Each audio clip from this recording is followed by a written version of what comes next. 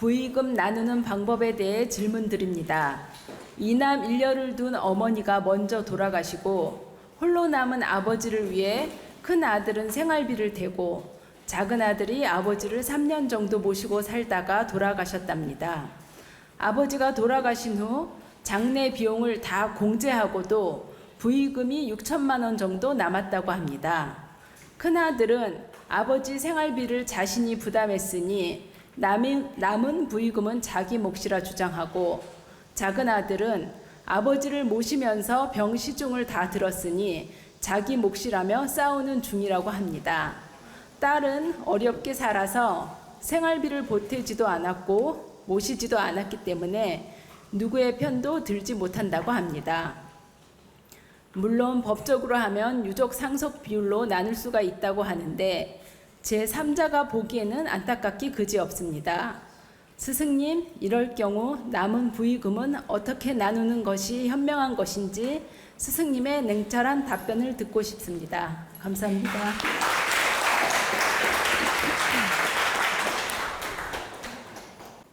요즘 현 시대에 상리가 끝나고 나면 자녀들 간에 부의금 문제로 서로 눈치 보는 경우도 있고 다투는 경우도 있고 심지어는 법적인 문제까지 만드는 경우도 있습니다.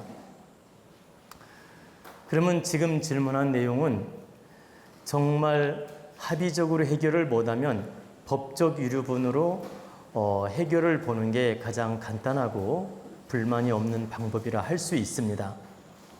그건 법적 유류분으로 해결을 하면 해결은 되는데 형제들 간의 감정은 끝장나는 겁니다. 즉 부의금 6천만 원 때문에 형제 감정은 상할 대로 상하고 그 부의금 6천만 원 때문에 그 삼남매가 참 서로 보기가 껄끄러워진다는 뜻입니다. 우리가 돈 1억 가지고도 형제 감정을 바꿀 수 없는 일이고 10억 가지고도 바꿀 수 없는 일인데 한낱 6천만 원 가지고 다투어서 법적 유류분으로 이렇게 법적 싸움을 해서 나누고 또 감정 싸움을 해서 나누고 이런 식으로 해가지고 유감을 만들어내면 되겠습니까? 어느 한 사람이 다 포기하는 한이 있더라도 이런 짓은 해서는 안 된다는 뜻입니다. 다시 말씀드리면 합의적으로 좋게 그 부의금을 나누어서 좋게 합의적으로 쓴다면 매우 좋은 일이지만 이걸 감정적으로 끌고 가서 법적 유류분으로 정리를 하거나 또는 다툼으로 정리했을 때 결과는 불보듯 뻔하다는 뜻입니다.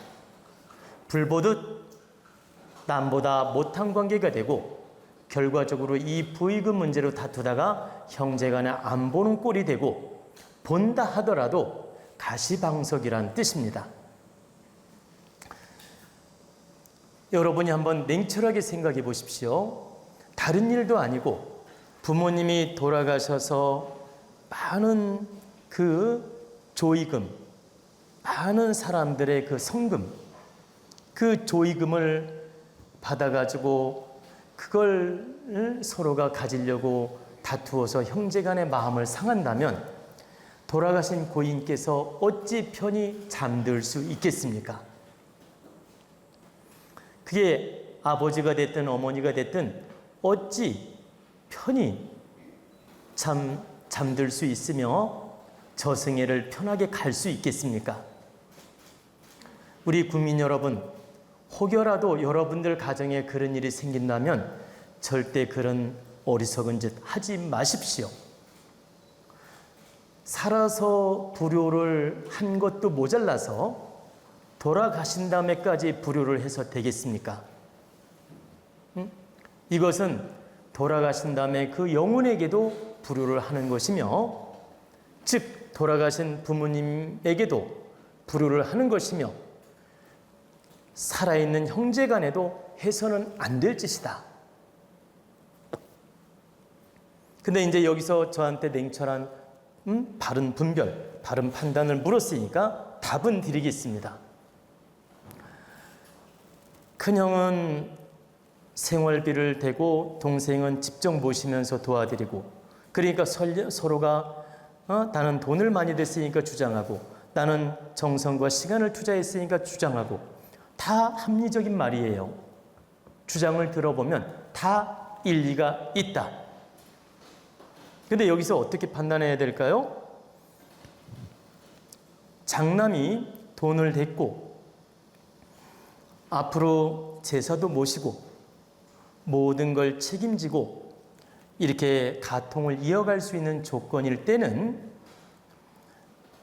그래도 이렇게 형이 조금 더 지분을 뭐라고 할까, 그 부조금, 조의금 지분을 좀 더 한 10% 정도는 더 챙긴다 해도 이건 합리적이라고 볼 수 있습니다.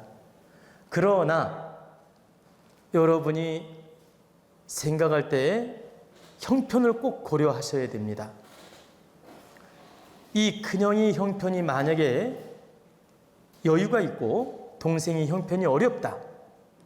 그럴 때는 절대적으로 형이 욕심을 부리면 안 되는 겁니다.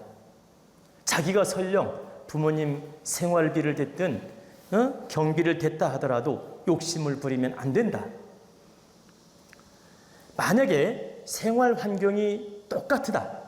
예를 들어서 동생이나 형이나 생활 조건, 경제 조건이 똑같을 때는 형이 제사를 모시고 또 생활비도 댔고 앞으로 가통을 책임져야 될 경우에 6대4의 비율로 나눈다면 합리적이라는 뜻이에요. 형이 60%, 동생이 40%. 그런데 만약에 동생이 형편이 여유롭지가 않아요. 형보다. 그럴 때는 정확히 5대5로 나누어서 불편함이 없게 하는 게 맞다. 그리고 이제 만약에 여동생도 좀 한몫 끼어들어서 권리를 주장을 한다면 이런 경우에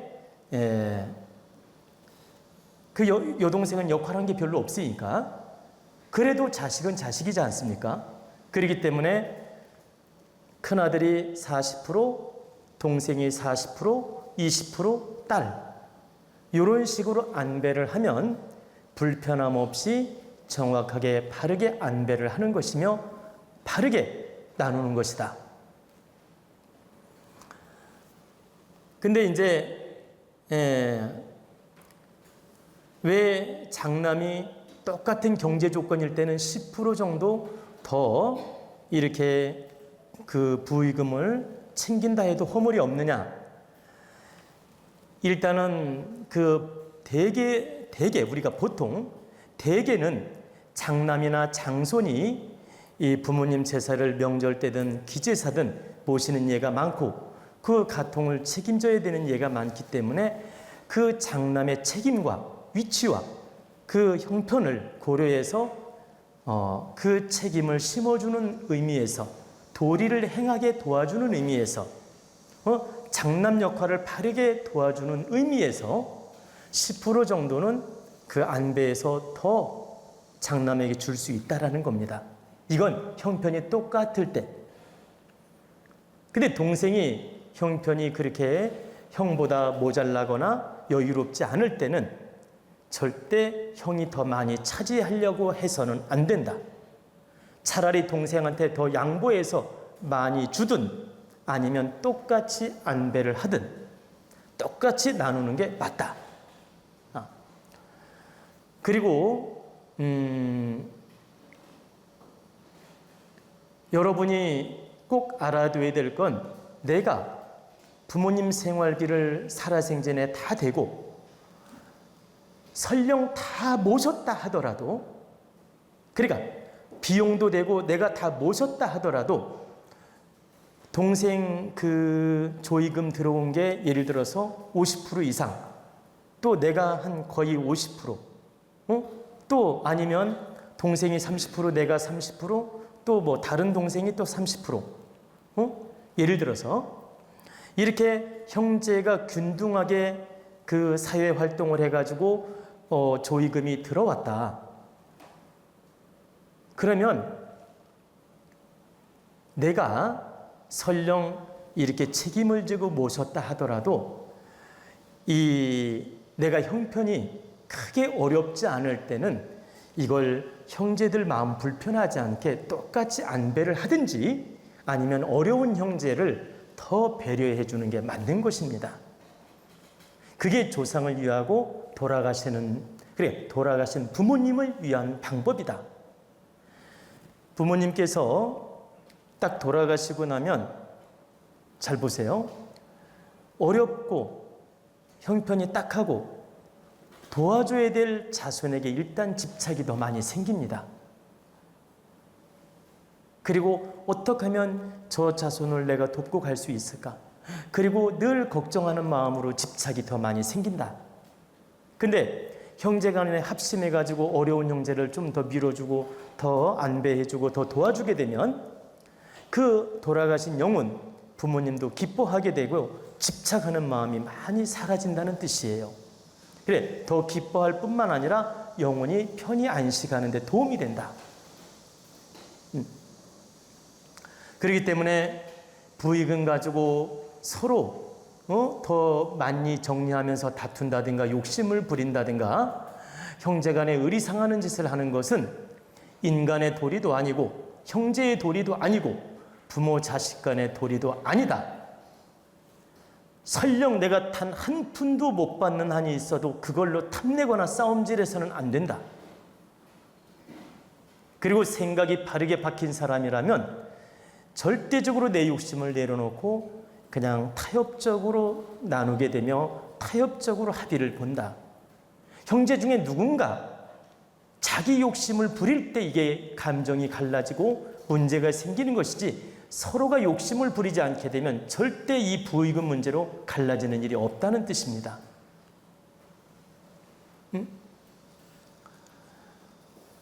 그래서 저 또한 부모님을 참 이렇게 하늘나라로 보내드리면서 이렇게 참 조의금이 들어온 적이 있습니다. 그러면 그 조의금을 제가 얼마인지 계산 안 해봤지만 제가 그 조의금을 받아서 부모님을 이렇게 부모님을 이제 앞으로 이렇게 산소도 모시고 장례 절차도 해야 되고 제사도 모셔야 되고 이런 여러 가지가 있지 않습니까? 이런 걸 다 모시는 비용을 다 쓰고 개인적으로 비용을 쓰지 않았습니다. 왜냐면 그 비용도 굉장히 많이 들었기 때문에. 근데 우리 형제들 어느 형제도 부익임이 얼마가 들어왔으며 얼마를 받았으며 얼마가 나한테는 들어왔으며 이런 걸 물은 형제도 없거니와 그걸 따진 형제조차 하나도 없었습니다. 그러면 제가 장남이 아니에요. 우리 형님이 또 계십니다. 형님이 계시지만 형님조차도 그걸 물은 적이 없다. 왜 그러냐? 제가 알아서 주관을 하고 부모님을 모시고 뒷일을 다 책임지고 했기 때문에 저한테 모든 걸 맡기고 알아서 하게끔 했지 그걸 묻고 따지거나 욕심을 낸 적이 단 한 명도 없다라는 뜻입니다. 그리고 만약에 욕심을 내거나 물었다면 저는 그걸 가지고 화를 내거나 노여워하지 않고 몽땅 다 주었을 겁니다. 알아서 다 쓰라고.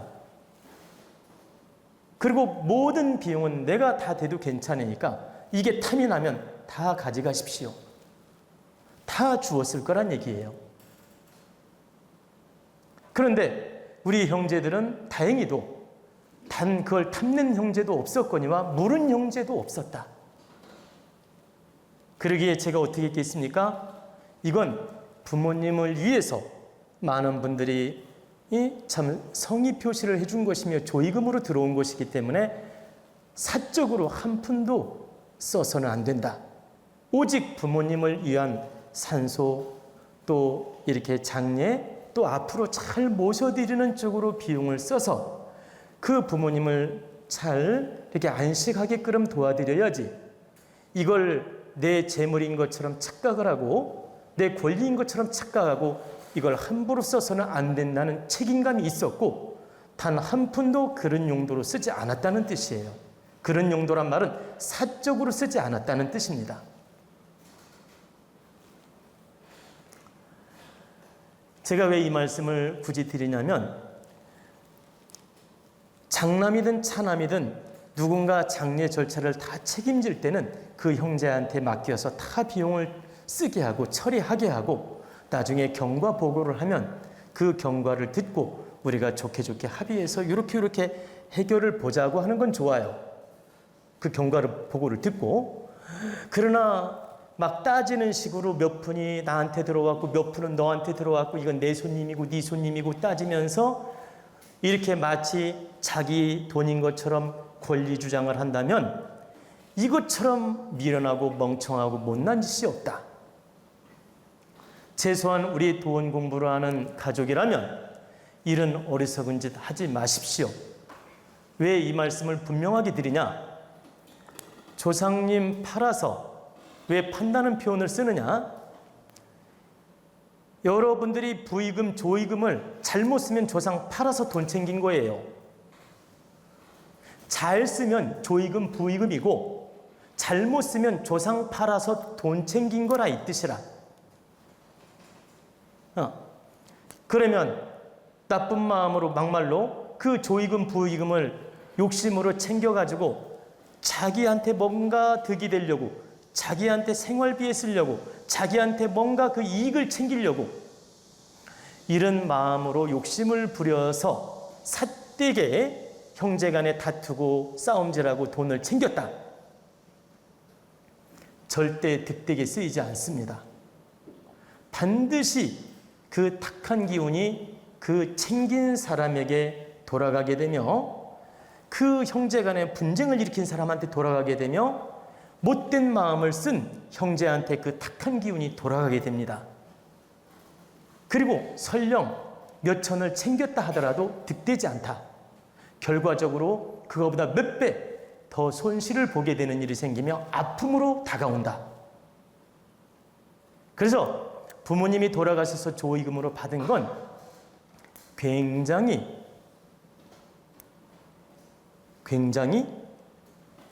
무섭게 생각하고 경건하게 생각하고 감사하게 생각해서 바르게 잘 쓰는 노력을 해야 됩니다.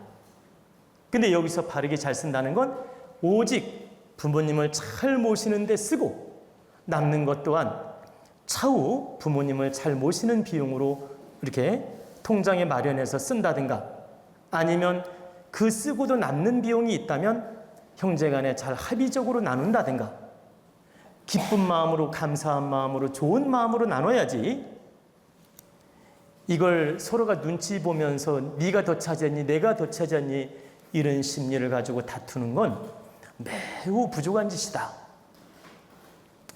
우리 국민 여러분, 여러분 가정에는 누구나 이런 일을 겪을 수 있습니다. 남의 일이 아니라는 뜻입니다. 여러분 오늘 이 본문을 들으시고 여러분만이는 제발 부모님이 돌아가시거나 할머니 할아버지가 돌아가시거나 이렇게 상을 당했을 때 조의금 가지고 분쟁하는 일을 만들지 말란 뜻입니다. 설령 한 푼도 못 챙기더라도 서운한 마음 갖지 마라. 내가 깨끗한 마음으로 부모님을 대하고 조상을 대하면 그 복은 하늘이 주는 것이지 형제가 주는 게 아니다. 내가 깨끗한 마음으로 부모님을 대하고 조상을 대하면 조상님이 그 은혜를 반드시 느끼게 해주고 이 대자연이 그 효심 가진 사람을 도와준다 이 뜻입니다. 부조금 몇 천만 원 챙겨봤자 아무 의미 없다. 여러분은 그런 삿된 욕심을 절대 부리지 말란 뜻입니다.